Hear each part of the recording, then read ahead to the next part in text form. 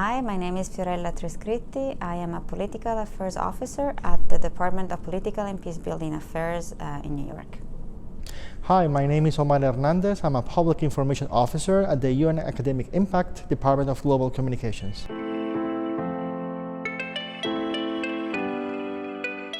I was a UNV in Côte d'Ivoire, Ivory Coast, from 2008 until 2010. I joined the United Nations operation in Côte d'Ivoire, UNOSI, as an electoral advisor. Yes, back in 2017, I was a volunteer and conference management specialist, working with the UNFCCC, which is the UN Climate Change Secretariat headquartered in Bonn, Germany.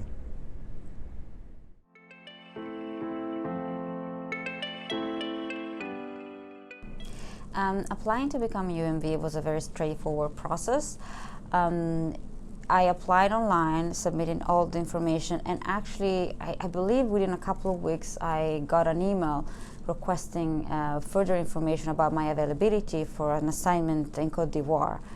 And I answered that I was ready to go, that I had the requirements, that I was excited about the opportunity. And I think within, again, another few weeks, I was contacted by the mission, again requesting my availability, and then a few weeks later an interview took place, and that was it. So I think it took in total about 2-3 months to be deployed. It was very quick.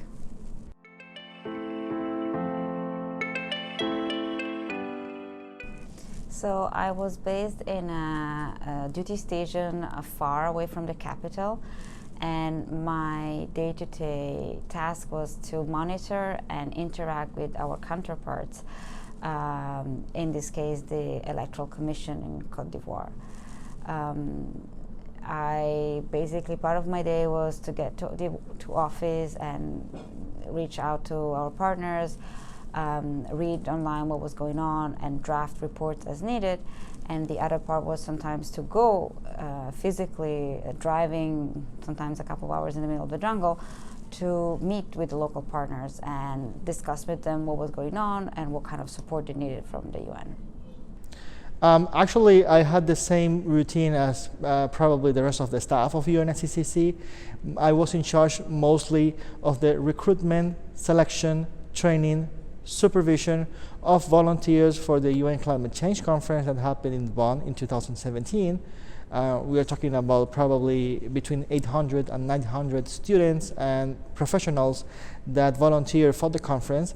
So during the first months, the main task was to promote this volunteer initiative and then to revise the applications, and they were received. I was part of a team, and we received altogether almost 10,000 applications from different parts of the world, so we narrowed that, reviewing and revising every single application, and then we allocate the best candidates for the various tasks during the conference. And then in particular myself, I was in charge of leading the team who was in charge again of the training and the awareness section and component of the pre-volunteer task for the conference, and then for the actual supervision of a cluster of over 100 people during the event, which to this date has been the largest UN conference in history, attracting more than 30,000 participants, which is why they needed a large number of volunteers, and which is why they hired me and us to guide and lead this process.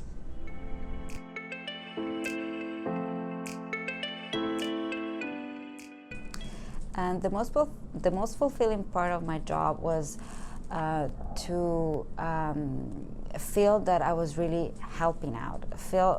I felt proud that I was able to learn from them, and also to share my knowledge about how we could support the local authorities to have credible, peaceful elections.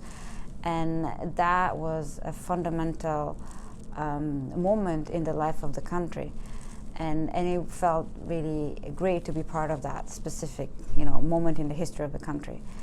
In terms of challenge, I think the most challenging part was the fact that this was really my first experience in Sub-Saharan Africa. I had never worked there. I felt really out of place. And you know, working in a diverse environment is challenging. It's rewarding, but it's also very challenging. The most fulfilling part is the fact that at the end of the conference, both the beneficiaries of the volunteers, which were the UN system itself, and the organizers of the conference were very pleased with the work of the volunteers, and they were very pleased with how engaged the volunteers were. And this was thanks in part to my work as UNV, but also the satisfaction in the volunteers themselves, who felt that they were properly trained and they loved the experience and they loved the fact that I was seriously engaged and I deeply care about their needs and their work. So that was the best part of it. The most challenging part was because I was part of a team and we were all 10 people from 10 different countries, so to combine the different work styles of everybody was difficult, and also to handle stress during this massive and large conference was also quite difficult as well. But in the end, it was all worth it, and the results speak for themselves.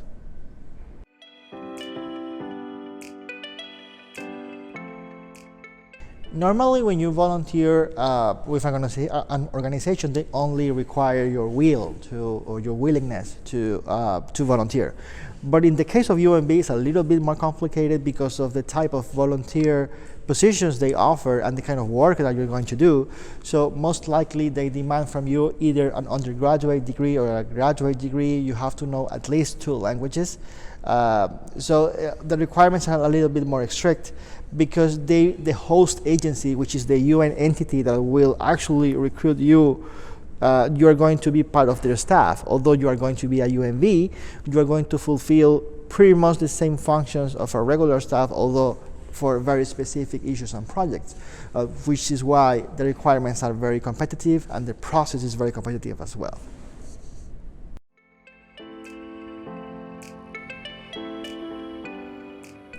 I think that my time as a UNV was crucial to prepare me for my current career. I had actually heard about the UNV opportunity while I was interning at the United Nations.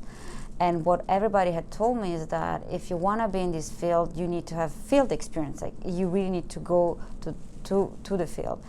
And the UNV program appeared to be excellent to give me that trampoline. And so I think it was very important when I applied then for an actual position as a professional in the United system. I understand that those recruiting were looking at the field experience. I believe if you become a UNV, this is a perfect opportunity not only to volunteer your time and knowledge, but also to learn about the UN. So anyone who is interested in a career with the UN, once you are a UNV, you understand the organization, you understand the procedures, you understand the mechanisms, you understand how the UN works from the inside, from within. And this, of course, is a knowledge that you are not going to get in a training or through formal education. This is something that you get by actually doing it. So UNV offers you the opportunity of performing and conducting an actual UN job from a different approach or perspective. And this, of course, is the best preparation you can possibly have to become part of the UN, then as an employee or staff.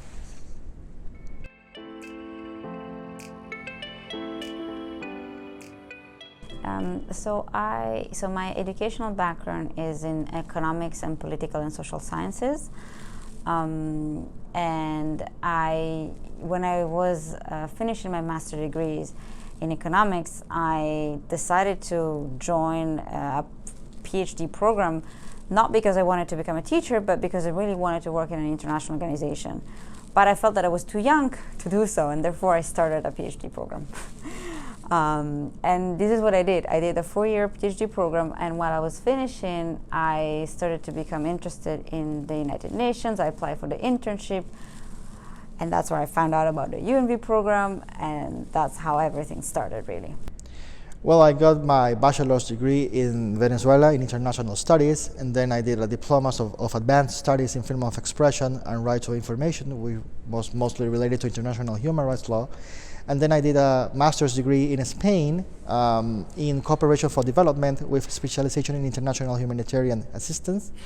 And I have done various trainings on international human rights law, international public law, international humanitarian law, mostly related to the UN as well as on peacekeeping operations.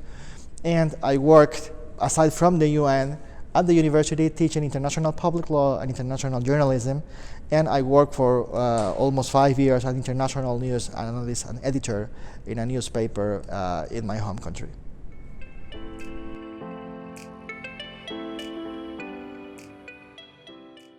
So I think that I would attribute my current position to several factors.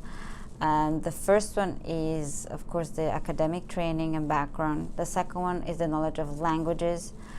And the third one is, some of the field experience and the fact that I think I have a personality that really adapts quickly to what I'm, I pick it up quickly. And so I think I was able to adapt to the different offices that I worked so far. I was able to work well with people. I was able to establish good peer-to-peer relationship. And at the end of the day, I think people appreciate when they work with someone that they can relate to and they feel, comfortable with. I think that aside from my educational or professional background, people can know that I deeply have a passion towards multilateralism and the role of the UN. And since I was a kid, I always wanted to work at the UN and with the UN, probably since I was 9 years old or probably even younger. So people can tell that. People can tell that how I have related all my studies and all my work experiences with the UN in some way or another. And this passion probably is one of the main reasons why they chose me and the reason why I'm here.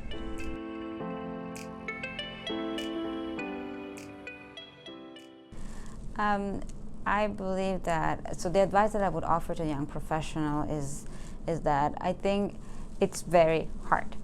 It's so hard these days. There are less opportunities and there are more excellent, talented young professionals. So it's difficult to think of how you can stand out. But at the same time, I think you need to show that you really want to. You need to focus on a specific path and try your best. And if you don't succeed, don't take it personally. Don't be miserable and just say, okay, this didn't go, let me try again. Because at the end of the day, it's perseverance that will get you where you want.